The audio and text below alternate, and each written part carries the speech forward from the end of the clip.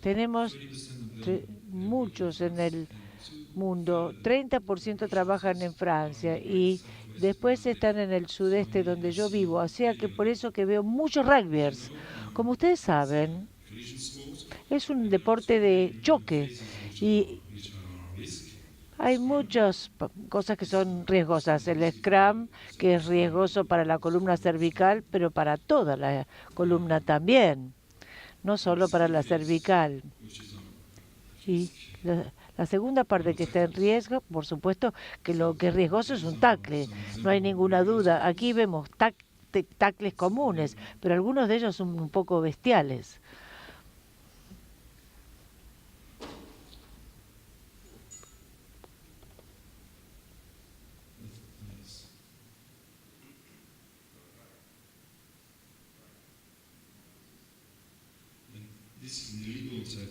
Ese es un tackle ilegal desde ya. Y esto es más ilegal todavía. Y como se habrán dado cuenta, los blancos son los ingleses. El profesionalismo ha cambiado un poco las cosas. Este era un famosísimo jugador francés, tercera línea, que ganó 50 copas. Pero ahora son así. Este es James Hoskins de Inglaterra. O sea que las cosas cambiaron con el profesionalismo. Los jugadores han cambiado. Este es un jugador famosísimo de Bordeaux. El que está a la derecha es un anestesiólogo, es el anestesiólogo de nuestra unidad. Lo que quiero decir es que la gente cambió, pero mirando por dentro, esto es lo más típico. Esto es como un osobuco y esto sería normal. Me gusta esto que ven acá. Este es mi muslo. Está en la misma escala. Este es mi propio muslo. El rugby ha inducido cambios en el desarrollo y ustedes pueden ver que aún en jóvenes puede haber modificación de la forma del cuerpo somático y este es un jugador internacional. Vean ustedes cómo se ha producido una degeneración. Yo he dirigido varias tesis médicas sobre el rugby y esta es una de las tesis. Este médico comparó dos muestras de jugadores profesionales del equipo de Bordeaux y como ustedes ven, comparó los jóvenes, los juniors de 17 años de edad y los mayores del equipo profesional de un promedio de 28 años de edad. Quiere decir que todos entrenaban muchísimo. Y en cuanto a las imágenes, vean ustedes que aún en los muy jóvenes jugadores, uno de cada dos ya tenía por lo menos una discopatía. Y en los jugadores muy, muy jóvenes tienen platispondilia. Y además, fíjense ustedes en el canal medular, que está disminuyendo con la edad. Esta es otra tesis que obtuvo además el premio de la Asociación Médica, o sea, de la Academia de Medicina, en el año 2012, que compara una muestra de 101 ex jugadores profesionales de 40 años con una muestra control de personas comunes y corrientes. Y ustedes pueden ver que sufrían de dolor de cuello degenerativo, tenían menos movilidad cervical y tenían más historias de cirugías y además tenían el diámetro del canal más estrecho. Este es el más grande del estudio, la alta prevalencia de estenosis del canal, digamos, pero por otro lado, el exjugador de rugby tiene más muscularidad, tiene mucha actividad y además está muy integrado socialmente. Y entre ellos 101 jugadores, ninguno de ellos estaba sin empleo, lo cual es importante, porque en Francia la tasa de desempleo es 10%, pero esta es la tendencia del rugby actual.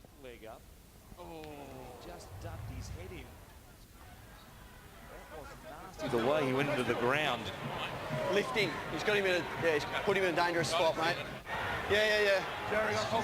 Como pueden ver, tiene una luxación C4, C5, no puede moverse. Pero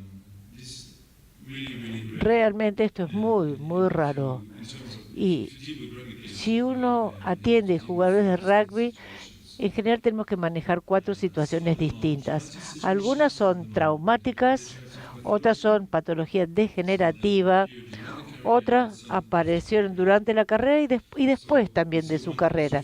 Vimos una lesión de médula espinal catastrófica que es muy raro, que es la punta del iceberg en realidad. Tenemos que haber muchas veces como conmociones de la médula espinal transitorias. Veo 5 a 10 por año en Francia, pero la mayoría son patologías no catastróficas. Algunas ocurren durante la carrera deportiva, pueden ser traumáticas o degenerativas, y muchas son patologías no catastróficas que ocurren después que se han retirado del juego.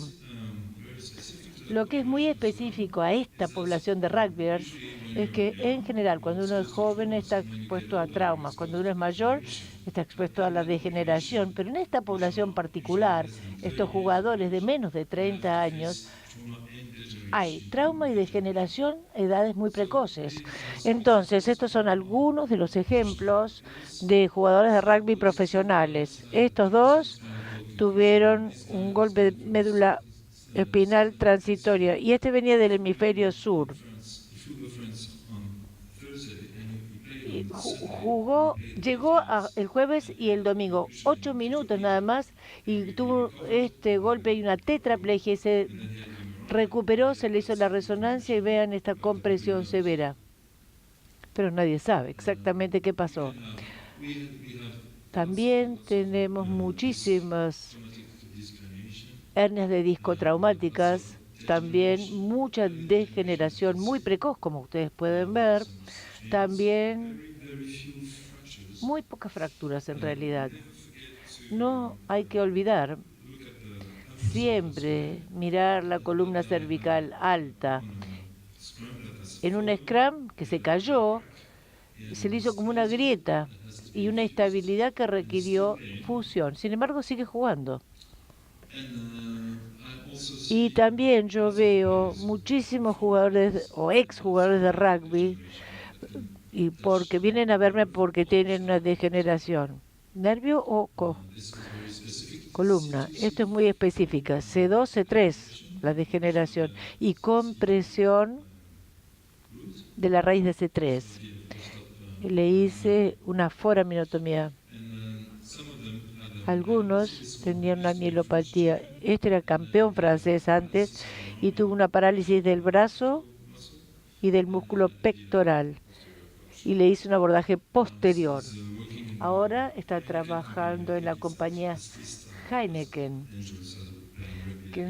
que es tan peligroso como jugar al rugby, creo yo.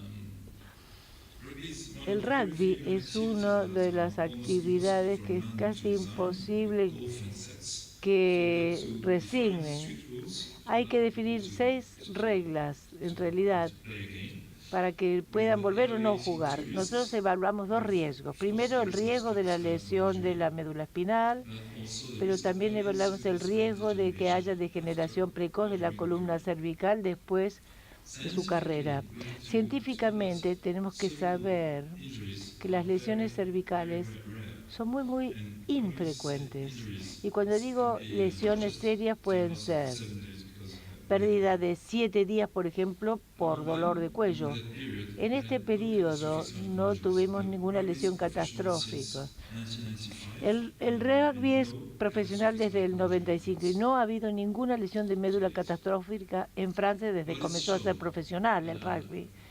Se ha demostrado que hay una alta incidencia de estenosis de canal en jugadores de rugby profesionales y que es asintomática.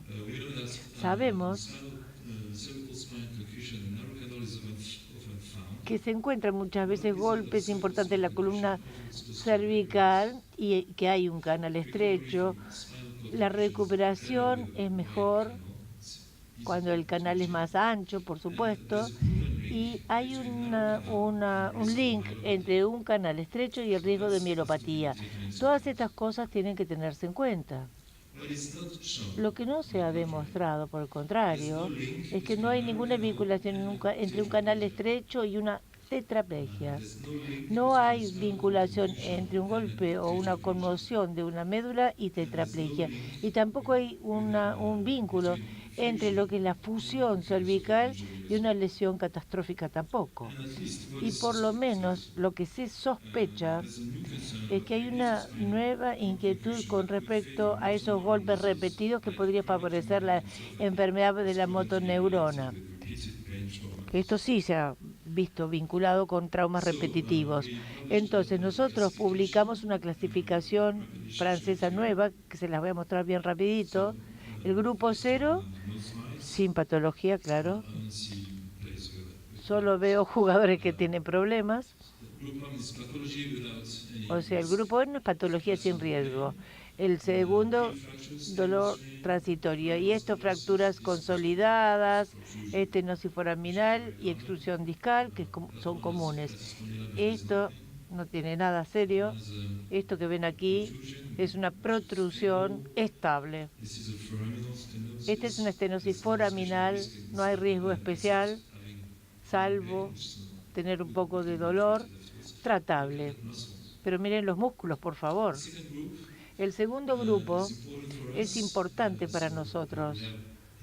Tenemos historia de golpe en la médula transitorio, el dolor.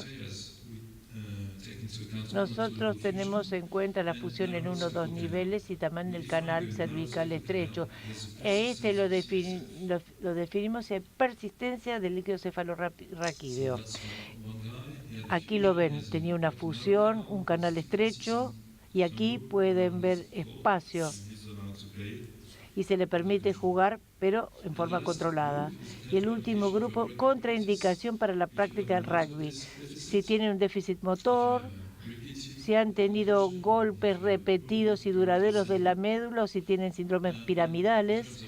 Y en cuanto a las imágenes, inestabilidad, fusión en 3 niveles, laminectomía, una médula espinal frágil y además un canal estrecho, pero severamente estrecho, y lo definimos si ya no queda líquido cefalorraquídeo por delante o por detrás de la médula. Estas son las imágenes. Vean aquí, mielomalacia, sin signos, pero le dijimos que tenía que parar. Este estaba jugando. Se le hizo la resonancia magnética de rutina, el canal muy estrecho. A este se le hizo cirugía por una mielopatía y 3 años después tuvo una nueva compresión por arriba y por debajo, así que se le ordenó que dejara de jugar. Pero es tan enorme que no puede meter las piernas debajo del piano, imagínense el tamaño que tiene. Esta es otra, la resonancia sistemática. Al comienzo de la estación se les hacen las resonancias y le dijimos que tenía que parar. Aquí lo ven, a este jugador, 5 fusiones debido a degeneración. Movilidad tenía casi normal, pero también le dije que tenía que parar porque había mucha limitación a este nivel, como se imaginan. Algunos que no se les permite jugar, podría permitírseles si se los trata. Hay compresión de la médula, pero bueno, se podrían tratar. Le permitimos jugar después de la cirugía. Vean espondilolisis. Entraba a la academia de rugby. Yo le dije, mire, tenemos 2 posibilidades. Se queda así, no puede jugar más. Si se le hace una fusión, se le permite jugar. Entonces decidió que se le hiciera la fusión y ahora está en la selección francesa. Entonces, son distintos objetivos. El objetivo principal es la salud del jugador y la voluntad. Yo los operé estos 2. También hay que tener en cuenta la voluntad del equipo, que en general quieren que vuelvan demasiado rápido, pero no siempre. Y tenemos también mucha presión médico-legal, se imaginan. Así que para el grupo 2, los que se les permite jugar bajo control, lo hacemos al jugador responsable y tiene que hacer un consentimiento firmado que sí, que entendió que tiene esto y que tiene un riesgo adicional y que está de acuerdo con que quiere arriesgarse. Entonces, con esta clasificación podemos decirles que mejora la evaluación del riesgo cervical, es útil para prevenir patologías crónicas que son tan comunes, pero no es muy buena para evitar las lesiones traumáticas agudas y pensamos que lo que hemos visto, la luxación cervical y la fractura, es como una pierna rota. Es imprevisible. Tengo una serie personal también. Esto la estudié hasta el 2014, pero sigo sumando casos. Tengo más de 100 jugadores profesionales de rugby en mi serie. Este es el estudio que hice previamente hasta enero del 2014, un periodo de 15 años, y pude estudiar clínicamente o por teléfono y verificar a 60 de ellos, porque es una población que se muda mucho, van a distintos países a jugar o salen del país, entonces el seguimiento es un poquito complicado. A veces es más corto, a veces más largo. Entonces yo hice 91 procedimientos. Hay más procedimientos que jugadores porque tuve que hacer algunas cirugías repetidas. La mayoría eran de primera línea. Probé con muchos procedimientos, pero en general ACDF. Enseguida se los muestro. Al comienzo iba a la cresta ilíaca para buscar hueso y siempre se quejaban. Entonces empecé a usar cajas, pero tuve subsidencia, así que volví a colocar placas y estoy muy contento con eso. No presentamos disquectomía simple. Algunos cirujanos lo hacen por cifosis en Francia, pero nosotros no recomendamos esta técnica, tampoco recomendamos sustituto óseo porque es difícil de evaluar si está bien consolidado y los jugadores tienen que estar seguros de que no tienen una pseudoartrosis, entonces no lo hacemos. Uso una caja, uso hueso esponjoso que lo saco de un agujerito chiquito con una trefina y le coloco placas. En el quirófano es peculiar, como ven aquí hay que poner una mesa adicional porque es demasiado alto, demasiado grandote. A veces es difícil manejar el hombro porque son tan grandes y no vemos la columna cervical baja. Pero ACDF no es difícil. Esto que ven aquí es un jugador. Es el día de la cirugía, créanlo o no. Pero estaba haciendo flexiones antes de la operación. Estaba bastante bien. Ahora hacemos este procedimiento también como cirugía externa. El protocolo para volver a jugar es descanso 10 días. No quiero que suden, entienden por eso. No se les pone collar. Comienza la rehabilitación a jugar, a correr y andar en bicicleta el día 10. Rehabilitación segundo mes y después ya se les permite jugar 10 semanas después. La rehabilitación es obligatoria, o sea que tiene un programa muy, muy fuerte, muy intenso. Y esto es lo que les pedimos que hagan, miren ustedes. Y hay un jugador argentino, es este, mírenlo, escúchenlo al jugador argentino. 25 años jugué rugby en Argentina, amateur, en el club Asociación Alumni, Top 14 de Argentina. Hoy en día me encuentro en Francia después de 5 años jugando profesionalmente. La gran diferencia entre rugby amateur en Argentina con lo que hay en Francia es el trabajo cervical, es muy importante en Francia, se le da mucha importancia, tanto como calentamiento antes de los partidos, antes de trabajo de scrum o trabajo postural. La diferencia más importante es que en Argentina por lo menos no tenemos el tiempo en el club para hacerlo, sino que es un trabajo individual y creo que pasa más por personalmente.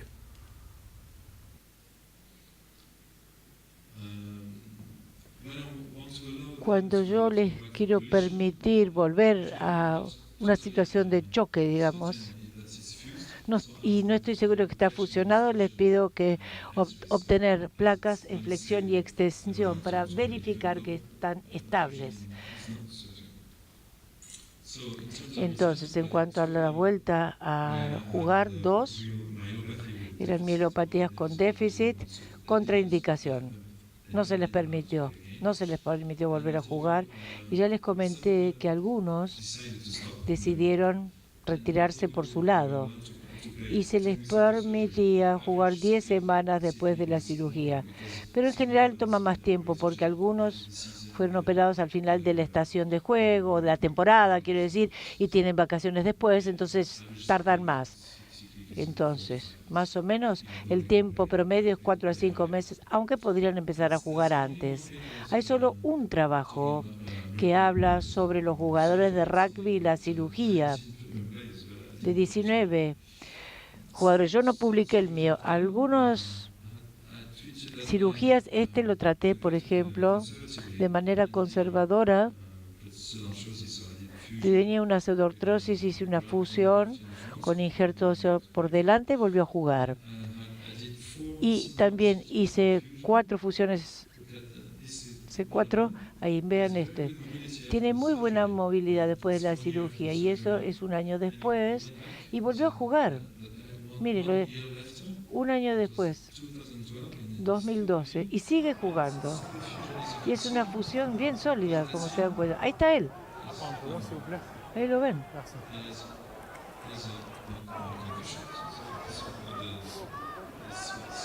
Le dan un golpe, pero la fusión quedó bien sólida.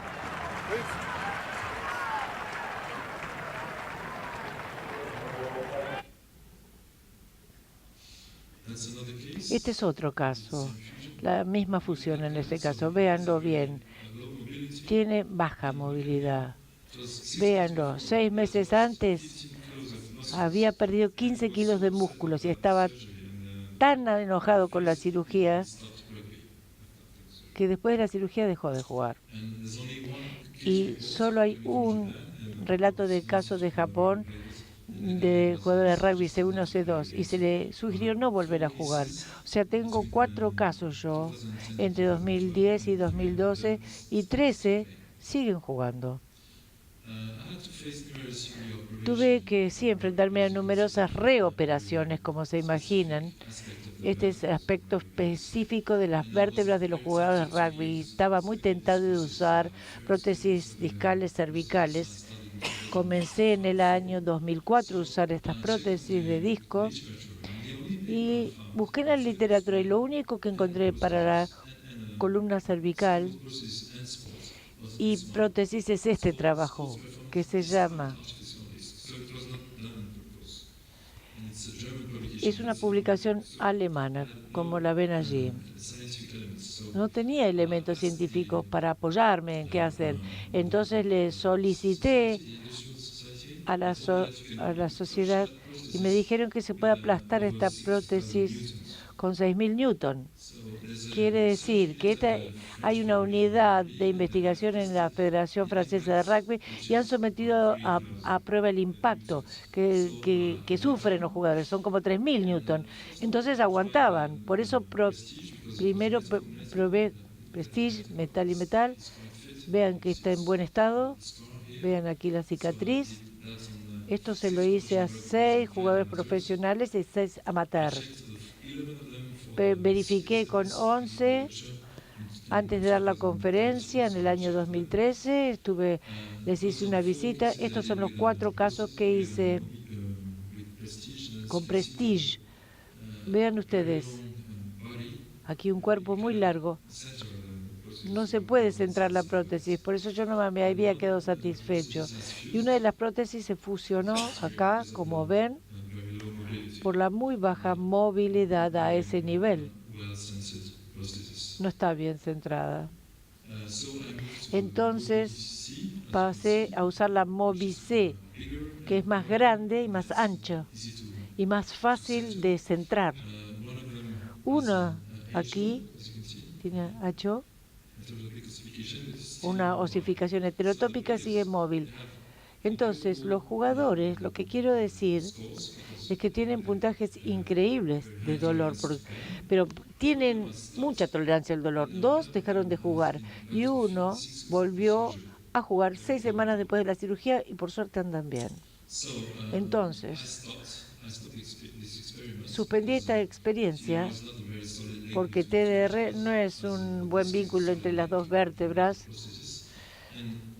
La prótesis no, el disco sí. Y yo creo que me estaba corriendo un riesgo. Por otro lado, era imposible evaluar el rol de las prótesis en la prevención de la degeneración del nivel adyacente. El rugby es una buena fatiga in vivo, es una buena prueba in vivo de la fatiga del material. Aquí está. Dejé de usar esas prótesis. Yo estuve en ese partido. Miren miren geste est à la limite de la limite concernant Léo Poulou parce que regardez, c'est la tête. Fue en 2011 y tiene una prótesis. Vean ustedes, aquí está la cicatriz. Cuando vi eso, decidí dejar de usar prótesis en este tipo de gente. En conclusión, les puedo decir que la práctica de rugby intensa favorece cambios degenerativos precoces. Las lesiones severas son muy raros. Usamos la clasificación francesa, que es sencilla de utilizar, pero tiene sus limitaciones. No podemos prevenir tampoco catástrofes traumáticas. Nosotros preferimos usar ACDF con hueso autólogo. La prótesis es lógica, pero creo que tiene demasiados riesgos.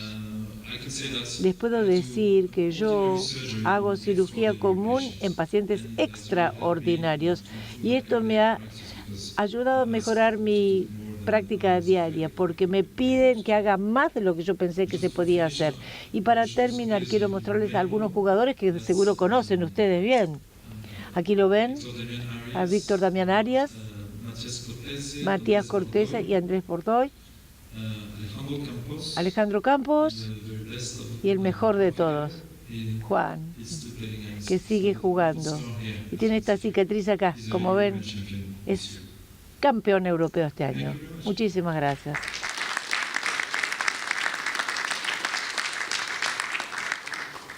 Quiero felicitarte, la conferencia muy buena, excelente, y creo que a nosotros que no hacemos sport, a los cirujanos de columna, nos has dejado una enseñanza muy buena, muy interesante.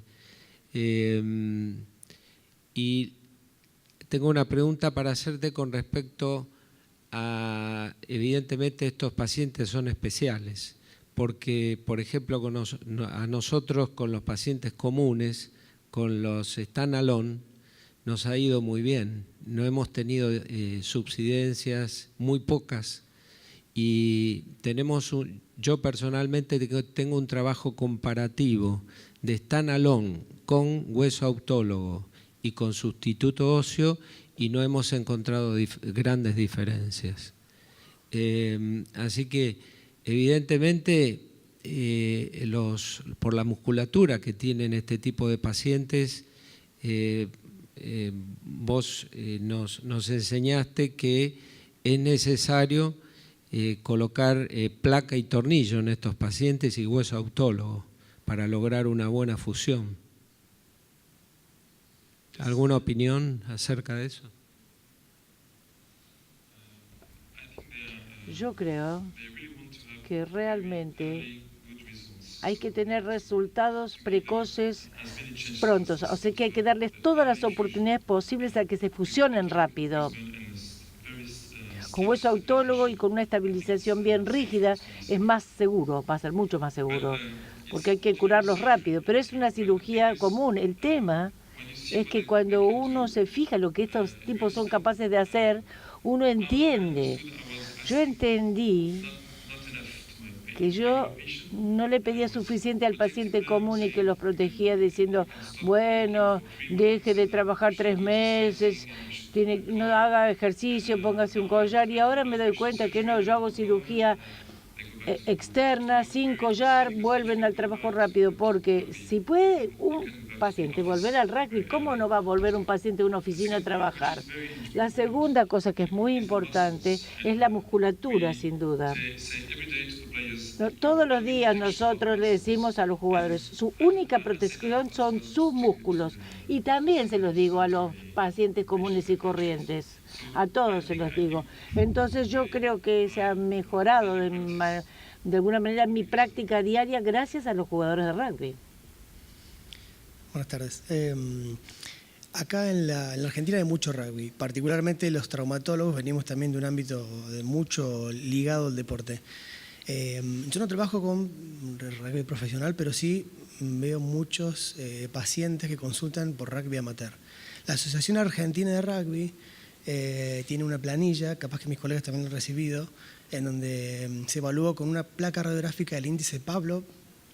Yo en lo personal les pido a todos los pacientes también una resonancia, pero ¿cuál es su consideración para el estudio de un paciente, aparte por un trasfondo médico legal que todos tenemos?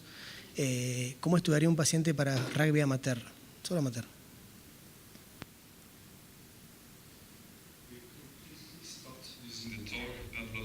Dejamos totalmente de usar el índice de Pavlov por dos razones. La primera razón es que prácticamente todos tienen platismondilia.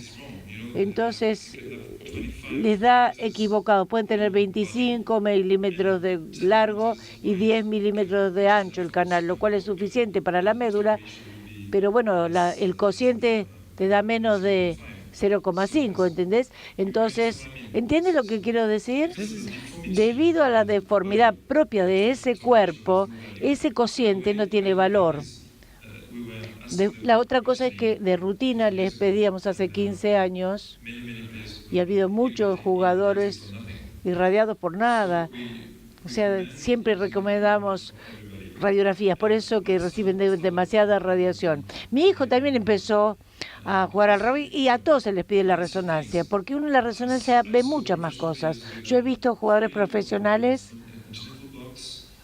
con problemas congénitos en 3 niveles, he visto algunos con hiperseñal. En la resonancia magnética se ve mucho mejor y no se lo somete a tanta radiación con radiografías anuales, eso es lo que quiero decir. Pero invertimos muchísimo en prevención y en imágenes, pero lo que yo realmente creo es que es muy difícil evitar las lesiones de médula catastrófica, porque como vieron en el video, si 5 nos hunden la cabeza en el piso, uno puede tener grandes músculos y un canal ancho, igual pueden tener una lesión catastrófica, seamos honestos. Creí entender que en Francia, los últimos 10 años, no hay ningún cuadripléjico. ¿Entendí bien o no?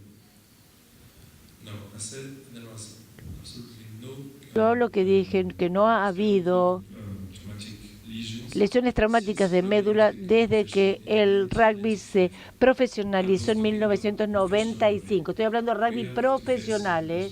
Sí, sin embargo, hemos visto catástrofes entre jugadores amateur. Y tenemos... Y hay como 4.500 jugadores de rugby amateur y hay alguna tetraplegia por año. Entonces... tenemos una academia de los que juegan en primera línea, tratamos de entrenar a los jóvenes jugadores para hacer técnicamente bien el scrum, para que no se lastimen, etcétera, etcétera. Pero esto no es medicina. Pero, sin embargo, sí ocurren algunos de estos catástrofes en los amateurs, pero no en los profesionales. Sí, no lo hemos preguntan tenido. al amateur, que hacen los índices, todo esto, cuando tiene un conducto estrecho, ¿le contraindica jugar o le da recomendaciones específicas?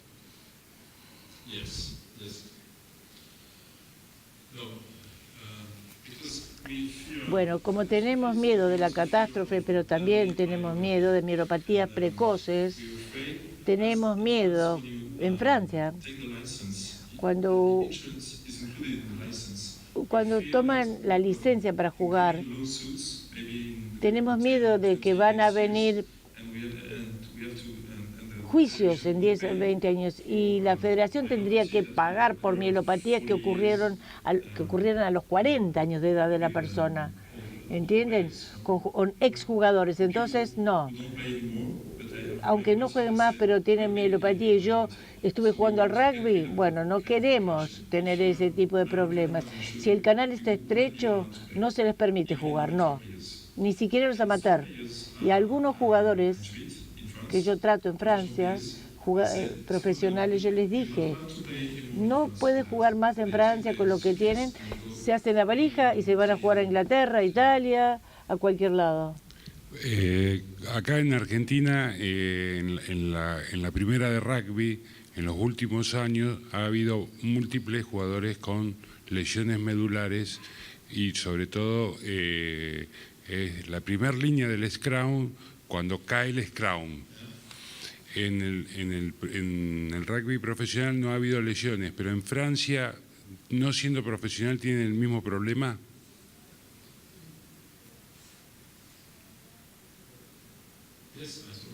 Sí, exactamente, exactamente. Eso es lo que le dije.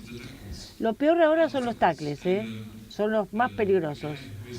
Y el que está siendo tacleado no está en más riesgo. El que está en más riesgo es el que taclea. Tenemos más lesiones en los que taclean que en los tacleados. ¿Me entienden? Más que en los scrum. Dijo que usaba la resonancia magnética, ¿no? Que eso quedó claro, para definir quién juega, quién no juega. ¿Tiene establecido algún parámetro de medición del diámetro o del tamaño anteroposterior y lateral del conducto medular para establecer esta contraindicación?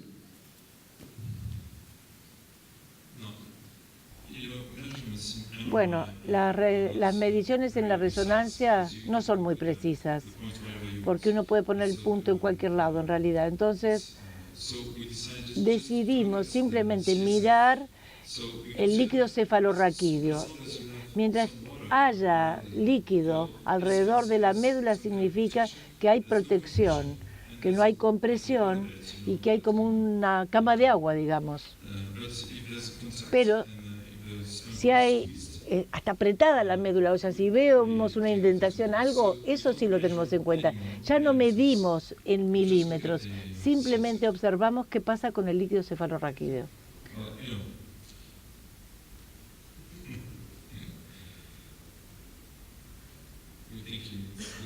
Pensamos que esa es la manera correcta, por lo menos hasta la próxima vez.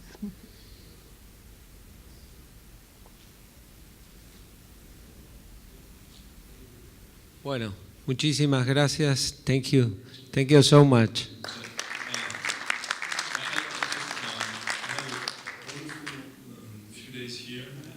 Días maravillosos en la Argentina. Solo tuve una mala noticia, que la lista para la próxima Copa Mundial que se va a hacer en Japón en 2019, y Francia juega contra Argentina. Esa es la mala noticia de la semana. Francia contra Argentina en Japón. Gracias.